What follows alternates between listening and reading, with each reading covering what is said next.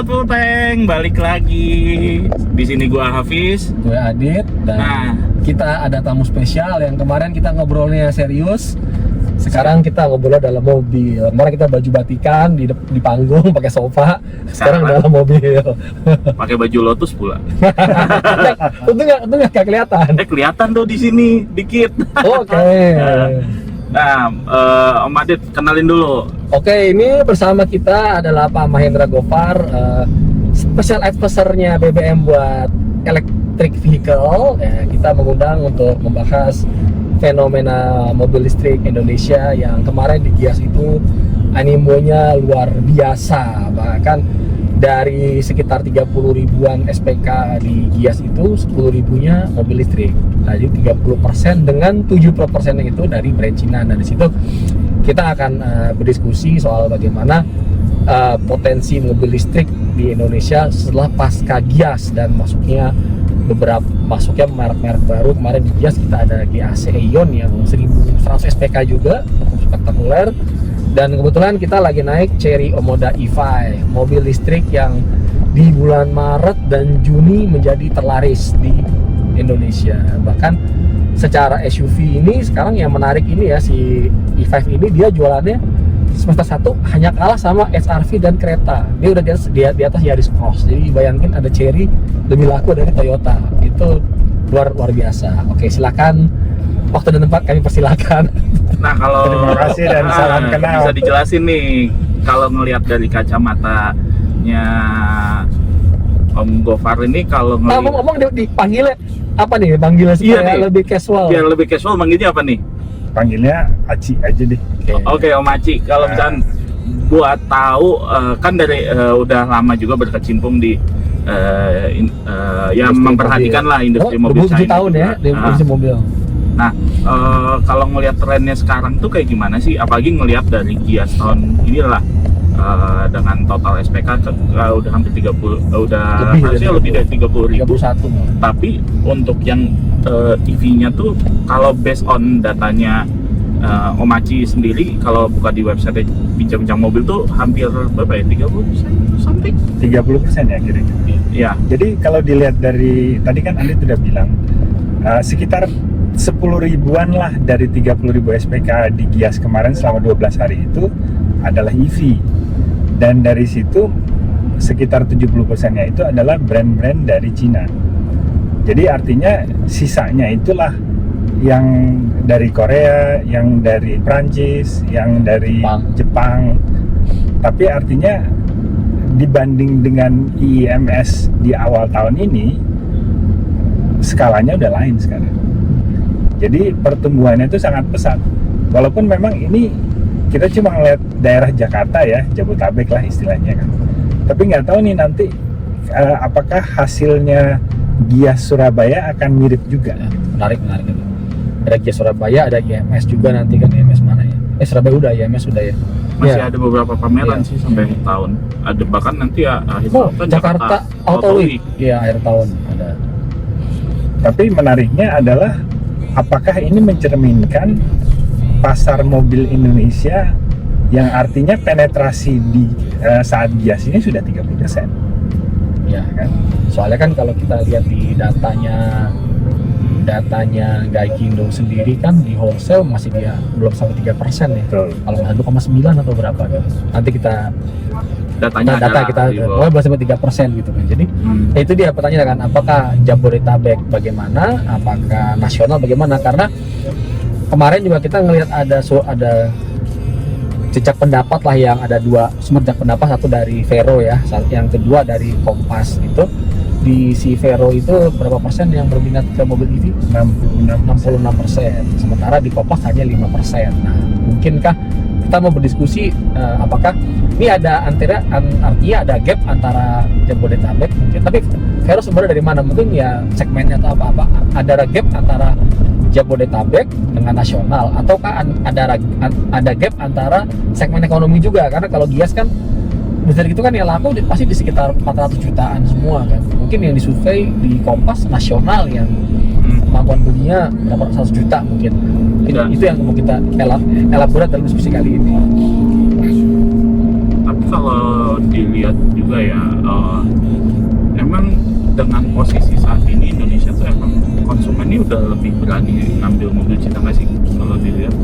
Sudah, jadi yang di survei Vero itu juga dijelaskan bahwa hasil survei itu orang Indonesia itu sudah mulai percaya dengan brand Cina. Apalagi orang Indonesia itu kan sangat notorious, pasti dia mau cari after sales service-nya. Jadi kalau misalnya mobilnya itu tidak menawarkan after sales service, itu susah lah untuk bersaing di Indonesia. Dan sekarang isu-isu yang waktu itu kita sempat bicarain di BBM juga kan, dengan baterainya gitu kan, garansi baterai ataupun bagaimana konsumen itu sangat concern terhadap baterai, karena memang isu-isunya adalah baterai itu sangat mahal kalau misalnya harus diganti. Makanya ini juga kalau nggak salah untuk 4.000 konsumen pertama kan garansinya full lifetime ya. Lifetime. Seumur hidup. Tapi nggak tahu Chery sama dengan Wuling nggak yang tidak boleh ganti nama. Kayaknya iya. Iya. Ya, jadi Kayaknya iya. first Jadi owner only gitu. Ibarat kata punya mobil ini lebih baik pakai sampai mati. Hancur. Iya, pakai sampai mati, semati-matinya mati udah. Tapi itu kan dengan sebetulnya sih konsumen nggak perlu khawatir, karena kalau dilihat dari data-data yang dirilis juga, degradasi baterai per tahun itu mungkin sekitar 1-2%. Jadi artinya di Itu dalam untuk penggunaan day to day atau misalnya yang penggunaannya misalnya sehari bisa 100 kilo pulang balik, kan anggaplah Jakarta Bogor gitu, yang pulang rumahnya di Bogor, tinggalnya di kantornya di Jakarta, pulang pergi kan bisa habis 100 sendiri tuh. sebenarnya kan kalau baterai bukan dari range-nya, bukan kayak mesin, tapi berapa kali siklus charging sama discharge-nya. Jadi artinya kalau misalnya memang dia nggak nge-charge tiap hari misalnya ya, itu kan artinya jumlah siklusnya juga lebih ini. Tapi dari ini masih data anekdot lah, artinya bukan data yang benar-benar statistis ya, tapi dari teman-teman yang memang punya EV, entah itu buatan Korea atau buatan Cina atau mungkin buatan Eropa juga, setelah hampir setahun itu rata-rata mereka bilang degradasinya cuma 1%, yang berarti kalau misalnya memang linear, artinya setelah 8 tahun paling degradasinya baru sampai 10% mungkin, atau misalnya 15%. Lagi pula garansi 8 tahun itu menjanjikan bahwa degradasinya tidak lebih dari 30%. Jadi Masih 70%, masih bisa jalan. Bukan artinya 8 tahun itu harus ganti baterai kan? Dengan statistik seperti itu, artinya lifetime baterai EV sampai dia mungkin tidak layak lagi untuk dipakai dan harus misalnya direparasi, itu mungkin 15-20 tahun. Nah, mobil bensin mana yang di-keep sampai 15-20 tahun kan? Ternyata tuh orang Indonesia 4 tahun katanya ganti mobil. Nah, Ever statistik. dari situ juga yang sangat salah satu concernnya orang Indonesia itu adalah resale value-nya, dimana sekarang karena tidak ada secondary marketnya, bukan berarti nilai jual mobil itu benar-benar jeblok, tapi artinya kan karena tidak ada secondary market yang menampung, Atau belum kebentuk juga kali ya. mungkin karena masih terlalu dini. Untuk kalau nggak salah dengan berapa tadi 3% ya? Ya, sekitar 3%. 3% penetrasi di Indonesia, berarti kan paling sampai sekarang itu 30 ribuan kan? Iya. Ya, betul. Oke. Soalnya kan memang kebetulan juga pada takut ketika kita ngeliat ada satu Wuling merek yang populasi paling banyak, Wuling REV itu sekarang udah dijual itu di 150-60 juta, itu udah 100 juta dalam setahun kan. Iya, itu turunnya lumayan parah. Ya, tapi kita juga belum bisa bilang sih, karena kemarin kayak seperti Kona elektrik itu lumayan tidak terlalu jelek gitu. Jadi pasti ya nanti akan demand second hand memang belum ada gitu. Tapi mungkin nanti pasti akan jadi pasar menarik. Beli listrik second hand apa sih harus diperhatikan, nanti pasti ada pembahasan lagi tuh pasti kan. Tapi kan artinya dengan harganya jatuh itu itu bisa juga memungkinkan segmen masyarakat yang mungkin tidak punya budget untuk beli baru, Ya. dan dia bisa beli yang misalnya cuma umurnya setahun, Ya. degradasinya baru 1% 2%, artinya baterainya hampir crash dengan harga setengahnya. Ya. Sebagai entry level mungkin menarik juga untuk konsumen masuk ke mobil listrik bekas. Ya. Karena kemarin juga ada usulan diskusi sama teman di salah satu APM itu bilang harusnya PLN juga mulai menggarap pasar jual mobil bekas ini. Karena kalau mobil baru kan misalnya PLN sudah dapat wall home charging kan, mobil bekas kan tidak. Sementara wall box itu kan nempel di pemilik yang lama, nggak terus Nggak dimiliki akan oleh mobil kan. Nggak akan dilepas juga gitu. Menjadi pasar yang cukup menarik harusnya. Ya. Tapi itu juga kan kalau nggak salah untuk mobil teranyarnya BYD mereka juga nggak ngasih Ya. wallbox kan? Nggak pakai. Gitu. Nah itu ada faktor menarik tuh, Dit. Gimana tuh? Jadi satu dua hal. Pertama buat menghemat harga. Yang kedua katanya hasil survei mereka menunjukkan bahwa rata-rata yang beli M6 sudah punya mobil listrik. Jadi untuk apa ngasih lagi kalau udah ada di rumah? Katanya begitu. Nggak tahu ya itu yang ngomong benar apa nggak gitu, nggak tahu. Gitu. Ya bisa dibilang kan berarti sebenarnya kalaupun untuk used car ya pasti ya cuma bisa beli seonggok mobilnya gitu, nggak dengan si fasilitas tambahan wall charging Karena dan itu sebagainya. Padahal itu mutlak sih. efek Mutlak. esensial lah. Karena kalau nggak pakai wall charging jujur agak PR ya. Kayak tadi kita tadi setengah jam berdiskusi Mau kita ngecas di mana? mau ngecas di mana ya, itu saya diskusi kita. Kenapa kenapa ada diskusi kayak gitu udah pasti penjawab alasannya, karena kita di rumahnya nggak bisa buat Ya. pasang wall charging. Karena kita belum punya wall charging. Mungkin kalau belum punya EV beda beda cerita. Dan juga kan untuk saat ini ada beberapa brand yang sudah mulai quote on quote kayak eksklusif charging spotnya hanya untuk produk mereka lah. Iya. Gitu. Hyundai itu yang udah mulai. Nah, nggak nutup kemungkinan every car brand juga mau nggak mau harus nambahin si infrastruktur ini supaya ya konsumennya ketika di luar rumah baterainya udah mau habis tinggal ngecas aja gitu, nggak melulu misalkan harus datang ke dealernya, karena hampir di semua dealer mobil yang terutama mobil Cina juga udah menawarkan gitu ada charging spotnya di masing-masing dealer gitu.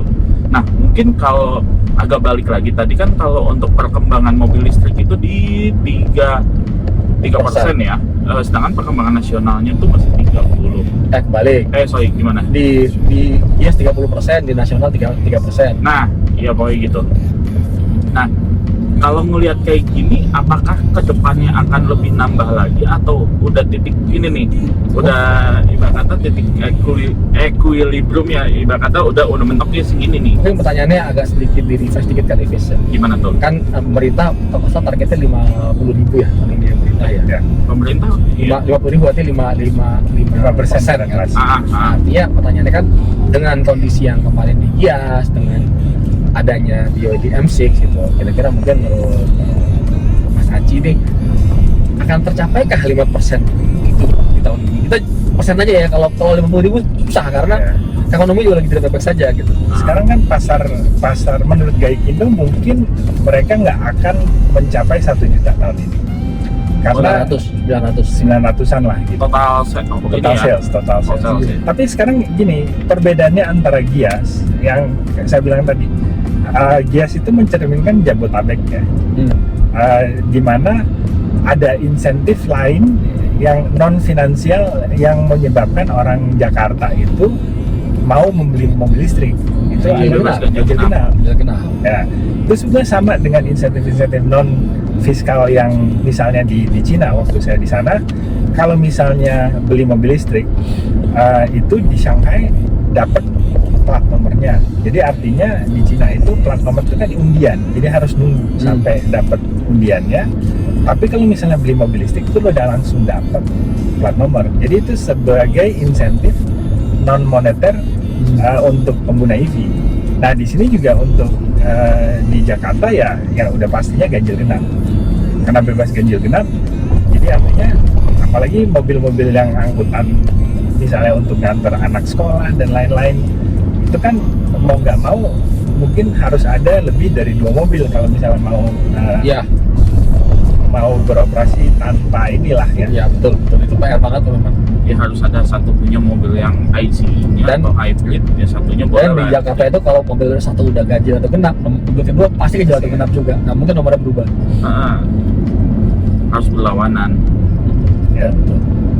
Ya sih, jadi memang intinya memang untuk kota-kota besar seperti Jakarta melebihi 5%, bahkan mungkin estimasi Jakarta mungkin kalau kita lihat mengacu kepada GIAS kemarin Jabodetabek mungkin bisa ya nasional 20-30% mungkin dapat ya tahun ini ya. Ya dominannya berarti penyumbangnya masih di Jabodetabek dan kota-kota Pasti Jawa lah. pasti. Sekarang kan dari 1 juta itu Jawa sendiri itu pasar terbesar kan sebetulnya. Ya masih Untuk otomotif. 50%. Ya. Jadi artinya kalau misalnya kita lihat sebetulnya pangsa pasarnya di Jakarta itu berapa persen dari nasional, dan disitulah diekstrapolasi aja. Ya. Kalau misalnya kita lihat penetrasinya di GIAS sudah 30%, kita bisa lihat sih sebetulnya ini merupakan tren untuk EV dengan insentif-insentif yang non moneter. Apakah nanti misalnya di Surabaya atau di Bandung itu juga akan seperti itu? Mungkin lain ya, mungkin bukan ganjil genap, tapi misalnya ada parkir gratis buat EV atau fasilitas-fasilitas lainnya. Nah, seperti itu juga dikerjakan di negara-negara Eropa seperti Norway misalnya. Kalau Norway itu bisa masuk busway kalau misalnya punya EV. Wah, Indonesia seru tuh ke Jakarta, balik ke busway gitu. Pasti laku langsung deh. Yang ada nanti macet-macetan tuh di dalam jalur busway. Tapi itu sekarang karena di Norway sendiri penetrasinya udah lebih dari 90%. Itu jadi semua mobil di jalan itu udah mobil listrik. Jadi harus dipikirkan lagi apakah masih layak untuk insentif seperti ini, atau harus mikir lagi insentifnya. Kalau sekarang kan dengan populasinya masih kecil, berarti insentif inilah yang masih bisa untuk mengundang orang yang belum punya EV sekarang untuk mempunyai EV. Nah, mungkin kalau tadi kan kita ngomongin soal angka kira-kira perkembangan mobil listrik sendiri nih ke depannya kayak gimana kalau melihat dari data ngerefleksiin lah kita dari GIAS tahun ini.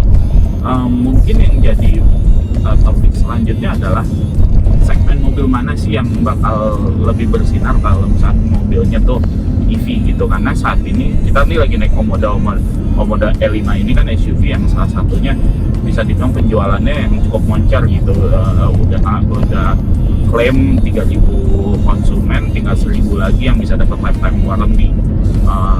Terus juga ada beberapa mobil juga yang sekarang udah masuk yang MPV ada, terus juga ada yang lebih ke city car kayak gitu. Lebih fit mana nih kalau untuk pasar Indonesia dari sekarang ke depannya? Kalau pasar Indonesia kan traditionally adalah pasar MPV. Itu unik di Asia itu hanya di Indonesia yang lebih dari 60% pangsa pasarnya itu dipegang oleh MPV. Jadi artinya boleh dibilang sekarang produk-produk EV yang dari Cina, dari Eropa itu masih belum bisa mentargetkan segmen gemuk ini. Makanya mungkin juga ada hubungannya dengan penetrasinya. Kenapa penetrasinya sangat rendah? Karena memang segmen itulah, segmen gemuknya itu masih belum ada EV. Tapi pastinya itu produsen-produsen EV tidak bodoh. Artinya dengan BYD tiba-tiba mengeluarkan 7-seater MPV, itu merupakan keniscayaan bahwa nanti Chery pun akan mengeluarkan itu, atau misalnya Yang confirm Wuling sudah confirm di depan menteri waktu itu. Nah sekarang untuk MPV yang luxury di Cina juga sudah banyak, macam Denza, Maxus, Zeekr, Volvo juga ya, walaupun Volvo itu juga platformnya Zeekr juga. Pakai satu basis ya. Ya. Kalau yang kedua sebenarnya bisa juga ini segmen LCGC Plus. Kan Honda Brio tuh laku sekali. Jadi kalau kita lihat BYD punya Seagull kan. Seagull itu kalau dia bisa dijual di yang Honda Brio RS atau Agya GR mungkin juga bisa itu. Kalau Cherry ada apa? Cherry kayaknya banyak masih jual Honda ya dia. Yang punya mobil kecil itu kan Wuling Group, DFSK Group. Kan tapi itu terlalu kecil sih. Iya itu tuh kecil. Sama ini BYD ada, Hyundai juga ada Inster. Oh iya itu sih kalau datang Harusnya lumayan. Dan Kia juga sebentar lagi Iya, juga akan pasti. keluarin Iya. EV3, EV5. EV3, iya. EV3 itu kan segede gini, EV3 kan, kurang lebih ya. juga dong. Nah, EV3 lebih kecil lagi. Kecil lagi ya? Ini EV5 segede Dia itu. ini kali ya YRV, ya Sonet kali. ya, YRV lah, pas di bawah ini. Oh. Jadi, begitu masuk ke range 300 juta bawah, nah itu pasti trajektorinya bisa beda lagi. Berarti kalau mau melihat mobil listrik lebih berkembang lagi ya pricing range-nya harus di 300-an dong. Ya. Atau gimana? Idealnya deh. Sekarang ambang batas psikologisnya itu sekitar 300-400 juta. Jadi kalau misalnya sweet spotnya lah, kalau misalnya bukan ambang batas psikologisnya, sweet spotnya itu sekitar 300-400 juta. Kalau misalnya ada mobil listrik yang bisa memecahkan 300 juta itu pastinya akan laku juga. Ada sih, cuma sayang Meta, bukan sayang ya. Dia 299. 299. Ya gimana ngomongnya ya? Maksudnya masih belum lah. jauh. Potensi ada tapi masih jauh. Paling nggak sweet spotnya itu ya di range 300-400 lah ya. Any type of bentuk mobil masih bebas tapi lebih kayak bagusnya nih di MPV gitu ya. Dan memang kalau kita lihat sekarang di pasar Indonesia ini, yang masuk merek-merek EV yang masuk di sini masih merek-merek yang menengah ke bawah. Justru yang premiumnya belum pada masuk. Mungkin akan diikutin dengan Zeekr jadi EV premium pertama ya. Dan BYD juga belum mengeluarkan EV premium dia, misalnya Denza. Iya sih. Karena kita udah bahas ya, premium itu emang harusnya lebih cepat mengabsorb EV karena mobil 1 miliar masih bensin pure. Kayaknya kok gimana ya? Tapi kan itu dari itu aja 30% dari mobil listrik yang dijual yang di order di Gias itu adalah mobil Eropa juga kan. Ya lihat aja kan BMW itu cukup sukses. Iya. Cukup sukses untuk dengan AX-nya. Iya. Atau dengan i5 dan lain-lain gitu kan. i4, i5. Dan Dia sedikit lebih banyak di i5 sama i7. ya sedikit banyak juga Mercedes-Benz juga dengan EQ-nya juga Iya. lumayan ya penjualannya. Dan disitulah premium segmennya dan saingan-saingan itu yang di Cina yang waktu itu saya lihat juga itu masih belum masuk. Mio belum ada, Iya. Xpeng belum ada, Li Auto belum ada, Zeekr baru mau masuk. Jadi nanti itu sebetulnya karena kita lihat juga pangsa pasar di Indonesia dengan mobil di atas 1 miliar itu cuma 1%. Iya. Artinya itu bukan segmen gemuk juga gitu kan. Betul. Mungkin sebagai penutup kita sudah setengah jam, mungkin ada closing remark dari Mas Aci yang disampaikan ke audiens kita soal mobil listrik. Iya. Kesimpulan dari diskusi kita. Mungkin kalau dilihat dari ini ya, artinya sekarang tuh konsumen masih was-was sih. Apalagi tadi kita ngomong soal infrastruktur ya. Tapi sekarang banyak sih pemain-pemain infrastruktur yang sekarang sedang giat-giatnya membangun ini. Dan mungkin tadi juga dengan mulai dikuncinya network charging untuk merek-merek tertentu, itu juga akan mendorong brand-brand yang lainnya untuk membuat network sendiri.